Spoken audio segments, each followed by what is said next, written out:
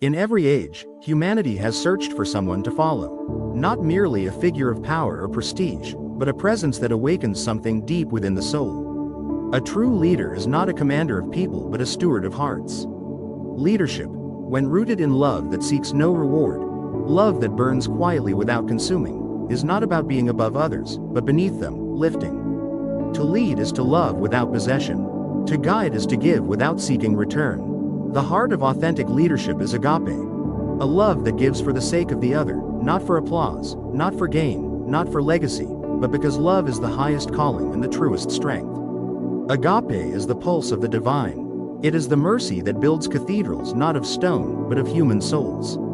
It is the patience of Christ bending down to wash the feet of his disciples. It is the courage of saints who led by surrender, who won battles not through force, but through fidelity. And so we ask, what does it mean to lead? To lead is to listen, not only with ears, but with the fullness of being. The leader listens to the silences between words, to the tremble behind the smile, to the cry masked as defiance. To lead is to be present, fully awake to the dignity of each person, and to hold their pain with reverence. To lead is to encourage. The word itself means to give courage.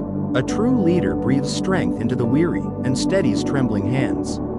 Their words are not commands, but seeds of hope planted in wounded ground. To lead is to act, not from impulse, but from discernment.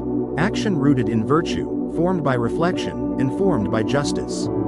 A leader does not merely react to the moment but draws from a well deeper than the moment. A well of principle, of purpose, of prayer. To lead is to defend, not with aggression, but with conviction. A leader stands in the breach, not to destroy the enemy, but to protect the vulnerable. They know that their authority is only as strong as their willingness to sacrifice. To lead is to elevate. The leader does not stand on a pedestal, but becomes the ladder. They rejoice when others surpass them. They do not fear being overshadowed, because they know that greatness is not diminished by sharing light. To lead is to reflect. A leader is not merely a torch, but a mirror, reflecting divine light, revealing to each person their own capacity for love, truth, and goodness. Leadership, at its highest, is not management. It is not charisma. It is not strategy. It is sanctity. And sanctity is love lived out in the details. St. John Paul II once wrote that freedom exists for the sake of love. This is the paradox of the greatest leaders. They use their freedom to become servants. The hands that hold authority are also the hands that kneel. The voices that command are the ones that soothe. Saint Teresa of Calcutta, in her small stature and quiet voice, moved nations. Not by her words alone, but by her radical availability to love the one in front of her. She taught us that leadership begins in the smallest acts done with the greatest care. To lead like her is to touch the untouchable, to see the invisible, to elevate the forgotten. Saint Joseph, silent in Scripture, was nonetheless a leader of incalculable strength. He protected the Holy Family not through speeches or force, but by listening to dreams, obeying the whisper of God, and laying down his own plans for a greater mission. His leadership was quiet, steadfast, and full of holy restraint. Jesus Christ, the model of all leadership, wore no crown save the one made of thorns. His throne was a cross.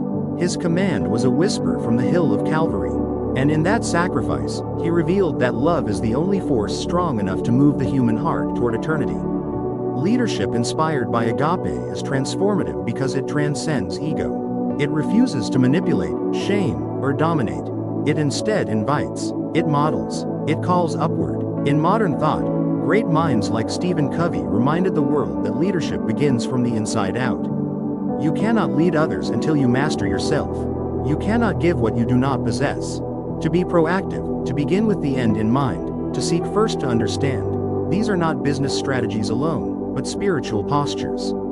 They mirror the teachings of the saints and the movements of the Spirit. Sociologically, a culture flourishes not when it is ruled by fear or compulsion, but when it is shaped by the moral imagination of its leaders. A society becomes what it celebrates, and so leaders must choose. Will they cultivate a people ruled by consumption and comparison, or one drawn upward by vision and virtue? Psychologically, people do not follow those who are perfect. They follow those who are real, those who are emotionally anchored, who regulate themselves, who admit when they are wrong, and who extend grace. A leader's inner landscape becomes the environment others live in. And so the cultivation of inner peace, humility, and self-awareness is not self-indulgent, it is essential. The Catechism teaches that authority is exercised legitimately only when it seeks the common good. This means the leader does not lead for personal glory but for the flourishing of others. Leadership becomes a form of stewardship, guarding, guiding, and growing what has been entrusted by God. The word leader comes from the Old English root laden, meaning to go before, to guide. But to guide is not to drag. It is not to blind. It is to walk ahead just enough so that others may walk in confidence. It is to blaze a trail while leaving room for others to widen it. A leader anchored in agape sees people not as tools but as treasures. Not as problems to be solved, but as mysteries to be honored. They cultivate environments where the soul can unfold without fear. True leaders are not born. They are shaped in silence. They are carved by suffering. They are tempered by temptation. And they are crowned not in palaces, but in the hearts of those who were healed by their presence. Leadership without love is manipulation. Love without leadership is directionless. But together, when agape fuels the soul of the leader, the world is transformed. The world does not need louder voices. It needs purer hearts. It does not need more influencers. It needs more witnesses. Leaders who do not just talk about love, but live it. Leaders who do not demand loyalty, but inspire trust. Leaders who do not fear the cost, but embrace the cross. When leadership becomes a path of sanctification, it sanctifies not just the one who leads, but all who follow. So lead with gentleness, lead with justice, lead with joy, lead with agape, and in doing so, become not only a guide, but a gateway to God. And yet, for all the philosophies and frameworks, for all the studies and strategies, it is still the quiet, sacrificial, self-giving love that turns the world on its axis. Not innovation alone, not charisma alone, but fidelity to the unseen. The power to remain when others flee. The courage to stay soft in a hardened world. A leader shaped by divine love becomes a lighthouse in the fog of confusion. They do not shout, they shine. They are not frantic, they are faithful. Their authority comes not from domination, but from devotion. They do not need to remind the world of their power, because the fruit of their leadership is already visible in the restoration of others. The leader formed by agape sees work not as a performance, but as a vocation. They are not climbing a ladder to be seen. They are digging foundations so others can rise. Their influence is not in how many follow them, but in how many they empower to become leaders in their own right. To be a leader in this way is to become deeply human. To allow one's own heart to break open so that others can feel safe to reveal theirs. It is to shoulder burdens, to forgive quickly, to remember names, to see the hidden effort behind each small success. Such a leader is not immune to suffering. They grieve, they fall, they doubt, but they return again and again to the wellspring of grace. They drink deeply of prayer, silence, the sacraments, and they offer their emptiness to be filled anew. The leadership of Christ is scandalous to the world. It does not climb, it descends. It does not hoard power, it gives it away. He chose fishermen, tax collectors, outcasts. He formed them not through lectures, but through example. He washed their feet. He wept with them. He sent them out with nothing but trust. This is why the greatest leadership begins on one's knees. It is in the garden of surrender where the true test begins. Will the leader say yes when it costs everything? Will they serve when unseen? Will they love when unloved? Agape demands it, and yet, agape supplies the strength for it. For leadership is not a crown worn once. It is a daily choice, a daily death, a daily rising. Those who carry this kind of mantle will never be the loudest. They may never be recognized, but they will have left 1,000 invisible marks on the souls of others, marks of gentleness, of truth, of mercy. And this is what the church needs. This is what the world waits for. Not leaders with slogans, but with scars. Not those who take up space, but those who create space for others to thrive. Not those who serve their image, but who reflect the image of God. Leadership that is truly fruitful is always cruciform. It is shaped like a cross. Not to inflict pain, but to absorb it. Not to burden others, but to bear them. This kind of leadership whispers through the lives of saints and holy men and women who led not armies, but revolutions of the heart. Dorothy Day, who gave up a life of comfort to live in solidarity with the poor. led a movement that restored dignity to thousands. Maximilian Kolbe, who laid down his life for another man in Auschwitz, led not through command, but through the sheer power of sacrificial love. These are the leaders who echo through eternity. They remind us that the leader is not the one who controls the room, but the one who transforms it through presence. A presence that does not need applause. A presence that is patient with imperfection. A presence that listens before speaking, and speaks only to build. A leader anointed by love does not simply create followers. They create lovers of truth, lovers of peace, lovers of the good. They restore order not through rules, but through righteousness.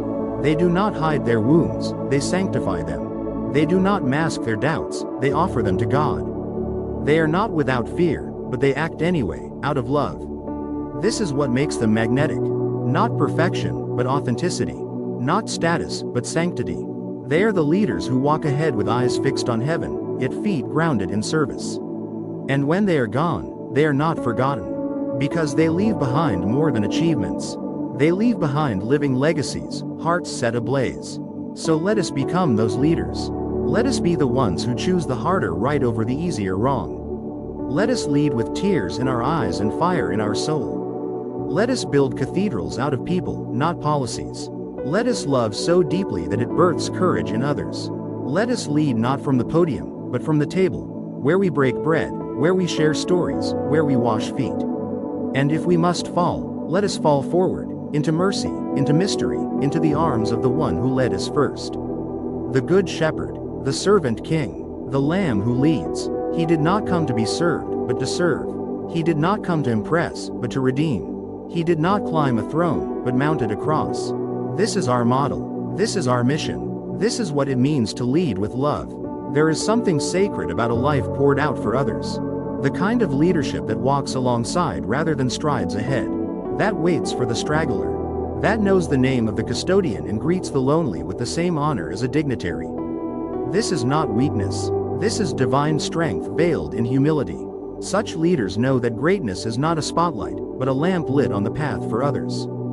They seek no throne, yet rule with love. They are shepherds more than kings, servants more than generals.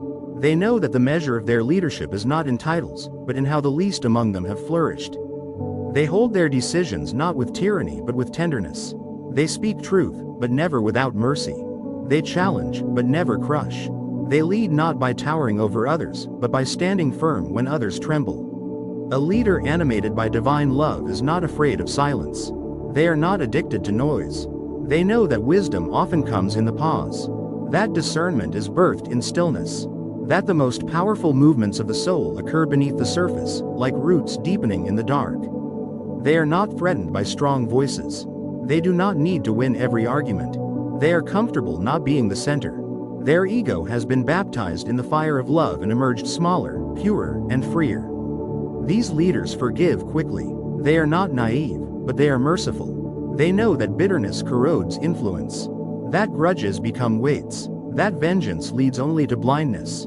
So they lay it all down. The offense, the need to be right, the wounds, and let love take up residence where resentment once lived. They mentor, not manipulate. They empower, not enslave.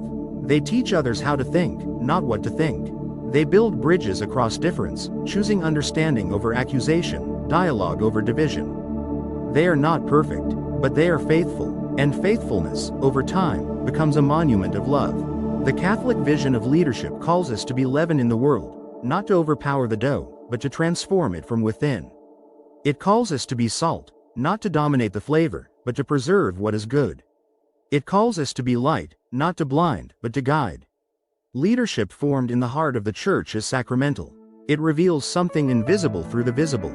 A leader's actions become signs, reminders that God is still working in the world, still healing, still inviting. It is no accident that Jesus chose the broken to lead.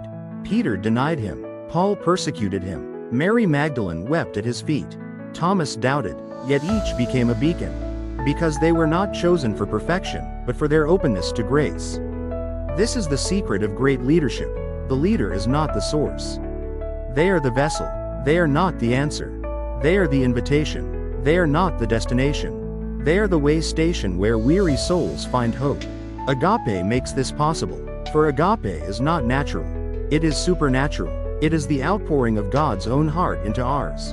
And when we lead with it, we no longer